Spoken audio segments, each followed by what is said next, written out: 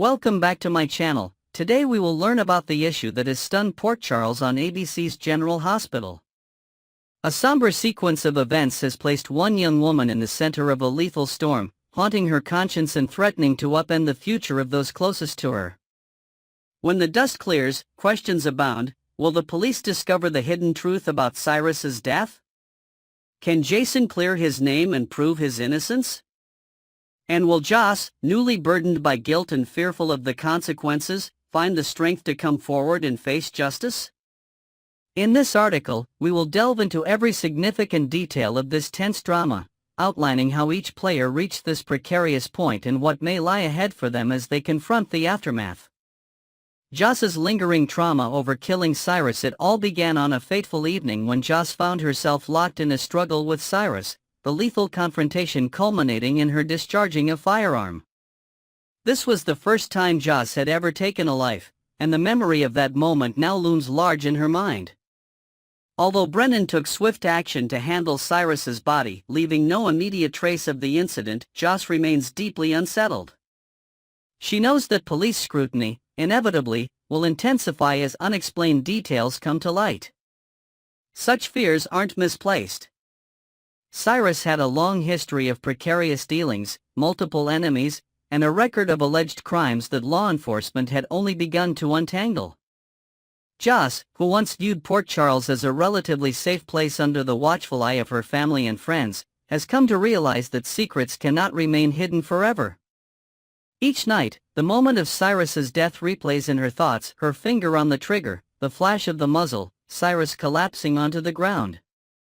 It was self-defense, yet a voice inside her mind reminds her that she ended a life, and the weight of that irrevocable act gnaws at her every waking hour.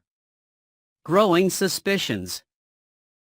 The police zero in on Jason while Joss battles her inner turmoil. The police, led by Anna, have been aggressively investigating Cyrus's disappearance. A set of unexpected clues at the crime scene has led them to suspect an entirely different culprit, Jason. Most troubling is the discovery of Jason's hair at or near the site where Cyrus was last believed to be. This sample has become the cornerstone of the investigation, prompting law enforcement to see Jason as the most plausible suspect in a presumed homicide, even though, to the best of Joss's knowledge, Jason wasn't the one who fired the fatal shot. As details of the police probe emerge, Jason finds himself drawn deeper into a nightmare scenario. Confronted by Anna, he swears that he's innocent of murdering Cyrus. Jason asserts that someone deliberately framed him, planted evidence, or set up a scenario that implicates him in a crime he did not commit. Despite his protestations, Anna and the rest of the investigative team remain wary, reminding themselves of Jason's background, his capacity for violence, and the tense history he shares with Cyrus. In the eyes of law enforcement, Jason had a clear motive. For years, Jason's devotion to his family propelled him into a series of confrontations with Cyrus, who often loomed large as a threat to the people Jason held dear. Multiple witnesses reported that Jason had been seen verbally confronting or even threatening Cyrus in public. With such a backdrop, the presence of his hair at a scene tainted by Cyrus's blood stands out like a neon accusation. For Anna and her colleagues, the puzzle pieces fit a sinister narrative. Cyrus was found dead, and Jason, longtime foe and rumored enforcer, was apparently near the scene. No wonder the police place him at the top of their suspect list. Nonetheless, Jason is adamant that he's been framed. He can't ascertain the culprit behind it, or the reason someone would go to such lengths to implicate him. But the outcome is painfully clear. The police are prepared to proceed with an arrest, potentially charging him with murder, unless contradictory evidence materializes. Each day, Jason's anxiety grows, aware that the clock is ticking and that even the slightest misstep might end his freedom and possibly his life as he knows it. Joss's emotional turmoil. Witnessing Jason's arrest as the suspicion around Jason intensifies, Joss feels her heart sink. Despite her conflicts and the guilt she bears, Joss has always regarded Jason as family, a steadfast figure in times of crisis. The news of Jason's impending arrest stabs her with remorse and despair. He has been ensnared in a situation he neither caused nor perpetuated. In fact, Joss knows that Jason never pulled the trigger that night. The swirl of her emotions grows more complex when she recalls that she was the one who fired the gun to protect herself, a moment that might have spelled freedom from Cyrus but now spells the potential downfall of Jason. Initially, Joss is paralyzed, uncertain how to proceed. She tries to weigh her options, remain silent, trust the system to reveal the truth, or confess everything outright, thus ensuring Jason's release. Each choice looms as a moral quandary with huge stakes. Joss is well aware that stepping forward may wreck her own life, but living with the knowledge that Jason is accused of her crime is unthinkable. Should she let an innocent man bear the weight of punishment to spare herself from a trial or even imprisonment? In the end, as the pressure to indict Jason mounts, Joss can no longer keep the truth locked inside. She wrestles with her conscience, seeking moral guidance from her mother, Carly, who, while deeply protective, has always insisted that actions have consequences. This internal debate leads Joss to a pivotal revelation: she cannot let her guilt corrode her soul any longer, nor can she allow Jason to be sacrificed in her place. Joss's confession to Carly. A mother's shock and ultimatum in a scene tinged with heartbreaking honesty, Joss finally confesses to Carly that she, not Jason, killed Cyrus. Carly's immediate reaction is one of stunned disbelief. The revelation that her daughter ended a man's life, even in self-defense, leaves her at a loss for words. She thought her role as a mother had prepared her for countless emergencies, from teenage heartbreak to petty dramas, but murder is an inconceivable scenario. Simultaneously, Carly's maternal instincts surge, filling her with a fierce desire to protect her child at all costs. Yet, Carly also remains steadfast in her belief that Joss must own her decisions. She loves Joss too deeply to promote or condone deception that would allow someone else, particularly Jason, to suffer for Joss's action. Though the fear of losing her child to a potential prison sentence shreds Carly's heart, she understands that living under a guise of innocence while Jason takes the fall is not the path forward. Over the course of their conversation, tears flow freely, questions swirl, but one firm conclusion emerges: Joss must do the right thing. Despite her dread of legal consequences, Joss finds a measure of solace in Carly's support. This mother-daughter exchange underscores the complexity of moral responsibility. Joss was compelled to kill Cyrus to save her life, but that fact alone doesn't negate the reality that she committed homicide. Carly, witnessing Joss's torment, can do little but stand by her daughter and offer unwavering love. Surrender to the law. Joss's decision to turn herself, and moved by her conversation with Carly and aware that Jason is days away from an arrest that would ruin him, Joss steels herself for what must be done. She resolves to voluntarily go to the Port Charles Police Department. Though every nerve in her body screams for her to remain silent, her moral compass points her in only one direction: the truth must come out. No more secrets. No more burdening Jason with the blame. Arriving at the police station with trembling hands and a heart pounding in her chest, Joss steps forward to speak with Anna. She recounts, in meticulous detail, the circumstances of that dreadful night, Cyrus's lethal threat, her pulling the trigger, and the chaos that ensued. She also clarifies that Jason had no part in the killing, that his only involvement might have been unintentional contact with the scene. The confession is devastating in its honesty, and there is no immediate relief or sense of triumph, merely a sense of grim acceptance as Joss acknowledges the burden of her actions. From the moment Joss states that she alone killed Cyrus, the police have little choice but to arrest her. In a surreal twist of fate, the same day Joss is taken into custody, Jason is released. The weight of evidence tying him to Cyrus's murder is shattered by Joss's admission. Nevertheless, Jason is not relieved. On the contrary, he is deeply disturbed by the notion that Joss is taking responsibility. He had been willing, even eager, to shield her from punishment, convinced that he could handle prison or any legal ramifications better than she could. But Joss, guided by an unshakable moral imperative, stands resolute: no one else should bear the burden for her wrongdoing. Jason's protective instincts versus Joss's determination. In the immediate aftermath of these events, Jason experiences a tumult of mixed emotions. Freed from the looming specter of imprisonment, he grapples with regret at not having found a way to prevent Joss from turning herself in. The paternal or brotherly bond he feels toward her intensifies his concern. What if the legal system punishes her harshly, ignoring the fact that she acted under duress to defend herself? For her part, Joss is touched by Jason's willingness to go to jail for her sake, an act that testifies to his unwavering loyalty. She assures him she cannot in good conscience let him throw away his life for something she alone chose to do.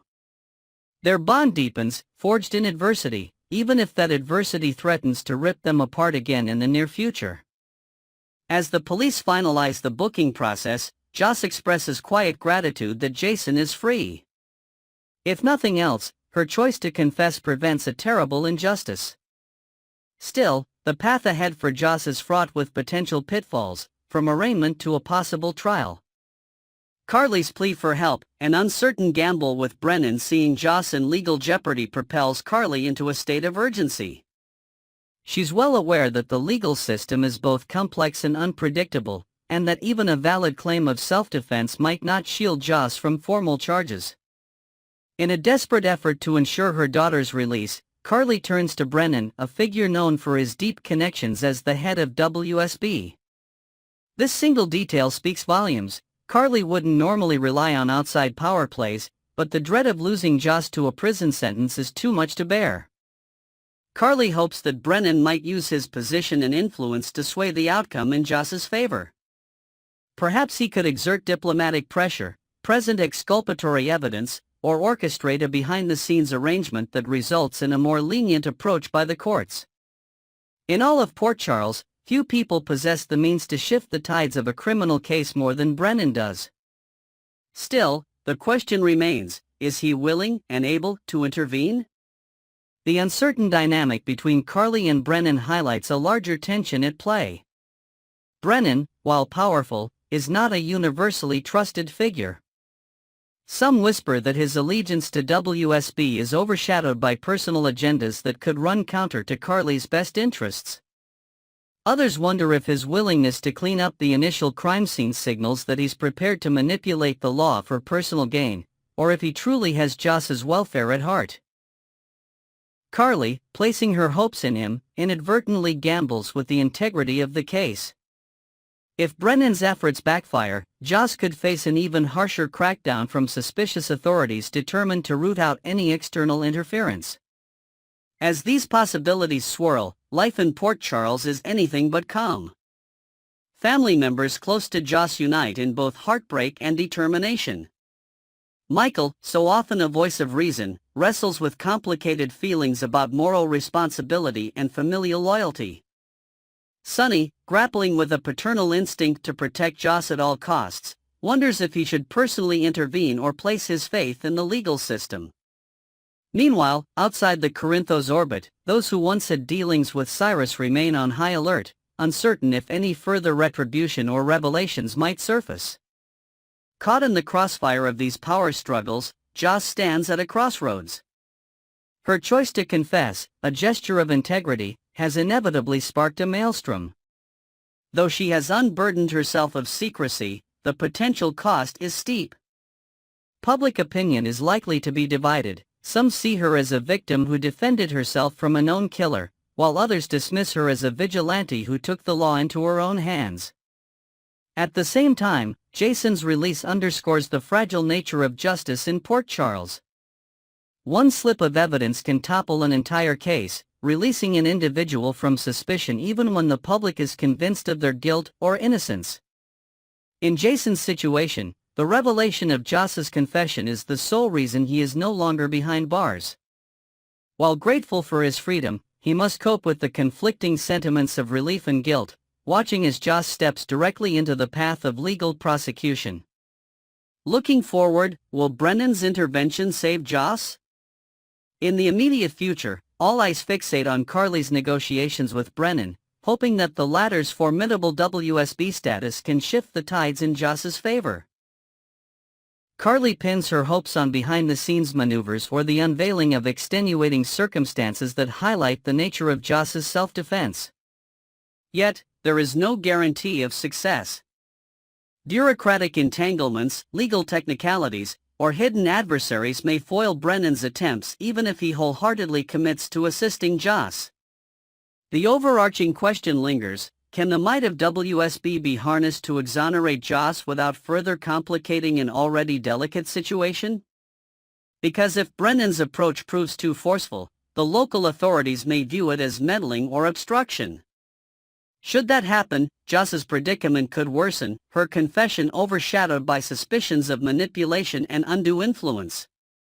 For viewers, the turmoil that envelopes Joss, Carly, Jason, and Brennan exemplifies the raw intricacies of Port Charles life, where loyalty can collide with justice, and a single, harrowing moment can alter destinies beyond imagining. Even as Joss braces for potential legal battles, the emotional rifts among the Corinthos' inner circle continue to deepen, forging unexpected alliances and sowing seeds of betrayal. Conclusion: on the precipice of resolution or deeper conflict. In summation, the saga that began with Cyrus's murder has spiraled into a crucible of moral complexity. Joss, haunted by the knowledge that she killed Cyrus, grapples with anxiety over the inevitable police investigation. Jason is pinned as a scapegoat, his hair sample discovered at the crime scene, and the legal system closes in to charge him with homicide. As Joss witnesses Jason's plight, her conscience pushes her to reveal the truth, leading to her arrest, Jason's freedom, and a flood of emotional agony. Carly, torn between maternal devotion and a belief in accountability, supports Joss's choice to confess but pleads for Brennan's influential help in saving her daughter from a harsh sentence.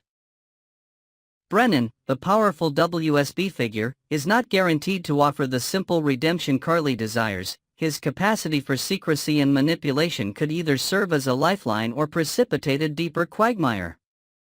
The resolution remains uncertain, an object of fervent speculation among all who watch these events unfold. Ultimately, the central threads of this storyline, responsibility, love, and the weight of personal sacrifice, combine into a gripping narrative that tests the bonds among the characters. Will Joss's admission of guilt doom her to years behind bars, or will the truth of her self-defense emerge triumphant?